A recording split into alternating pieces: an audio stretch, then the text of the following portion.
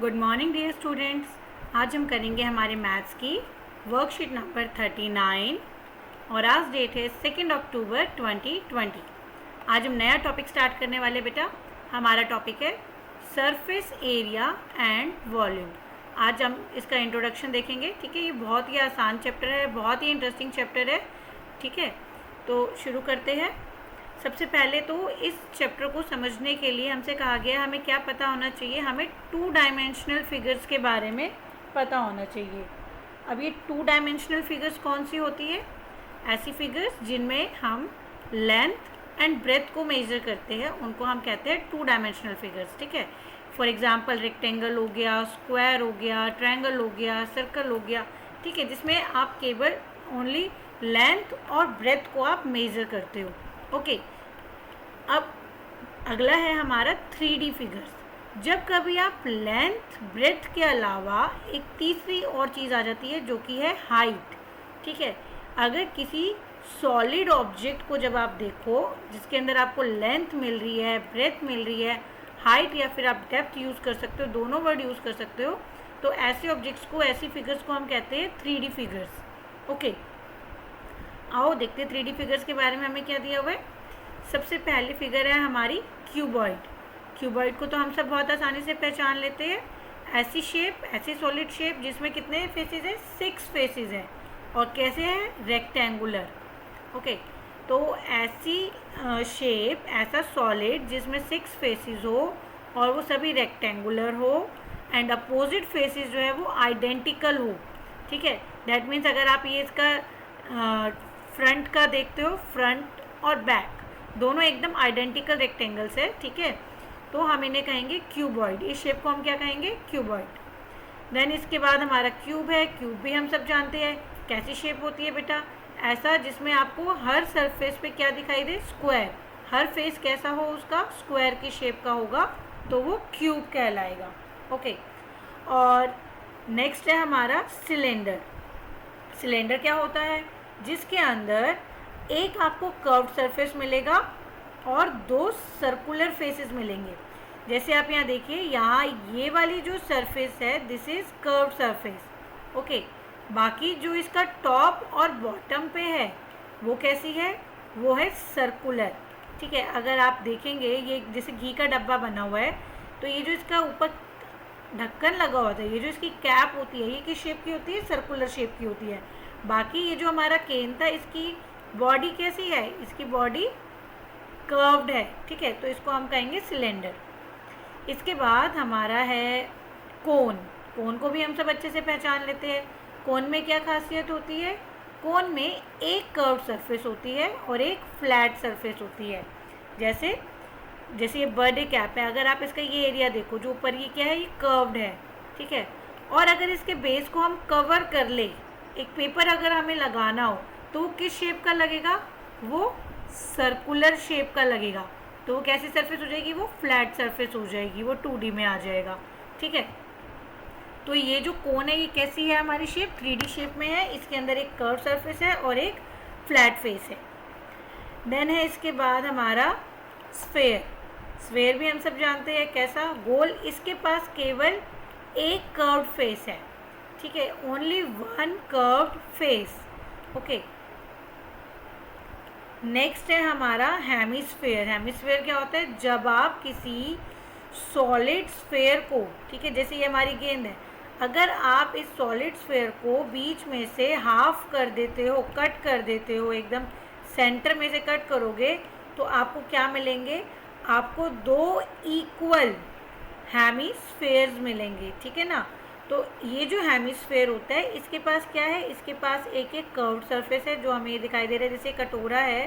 ठीक है, तो उसके अंदर ये वाला जो हिस्सा है, घुमावदार हिस्सा है, तो ये इसकी कर्व्ड सरफेस हो गया। और ये जो इसका ऊपर का सरफेस है, अगर इसको ढक्कन लगाना पड़े, ये जो है ये कैसी शेप है? ये सर्कुलर शेप है। ठीक है, तो ये फ्लैट बेस हो गया इसका। ओके, तो ये सारी शेप्स तो हमने पहले 6th 7th 8th में भी पढ़ी हुई है, तो कुछ नया नहीं था इसके अंदर, बस हमने रिवाइज करा। ओके, देन है the surface area of a solid is the sum of area of its faces. यानी कि सरफेस एरिया अगर कभी कैलकुलेट करना हो किसी सॉलिड का तो आप कैसे निकालोगे, इसकी जितनी भी फेसेस होती है उन सब के एरिया का जब आप सम कर दोगे तो इस सॉलिड शेप का आपको क्या पता चल जाएगा, सरफेस एरिया।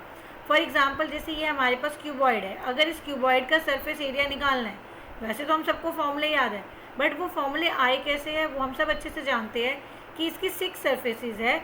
हम क्या करते हैं, उन 6 सरफेसेस का एरिया निकालते हैं। जैसे अगर हम मान लो ये है इसकी लेंथ, ठीक है, ये भी इसकी हो गई लेंथ, ये वाला हो गया इसका ब्रेथ, ओके, और ये है इसकी हाइट।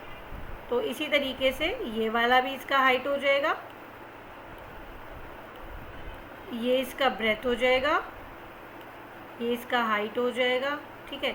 तो जब आपको एरिया निकालना होगा, रेक्टेंगल का एरिया होता है L इंटू बी, यानी कि जो टॉप सरफेस है इसका एरिया आ गया L into B, bottom surface का एरिया भी कितना आया, L into B, right surface का एरिया कितना आया, B इंटू एच, लेफ्ट का भी कितना आया, B इंटू एच, ओके।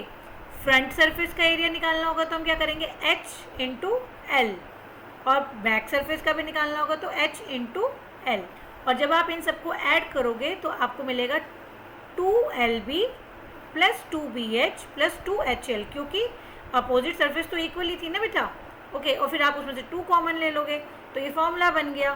तो बेसिकली हम क्या जानते हैं कि जो सरफेस एरिया है किसी भी सॉलिड का वो क्या होता है, sum of the area of its faces. और जब भी कभी आप सरफेस एरिया निकालेंगे बच्चे तो आप यूनिट कौन सी यूज़ करेंगे, स्क्वायर यूनिट, यानी कि आपका आंसर हमेशा मीटर स्क्वायर, सेंटीमीटर स्क्वायर इस तरीके से आएगा, ओके।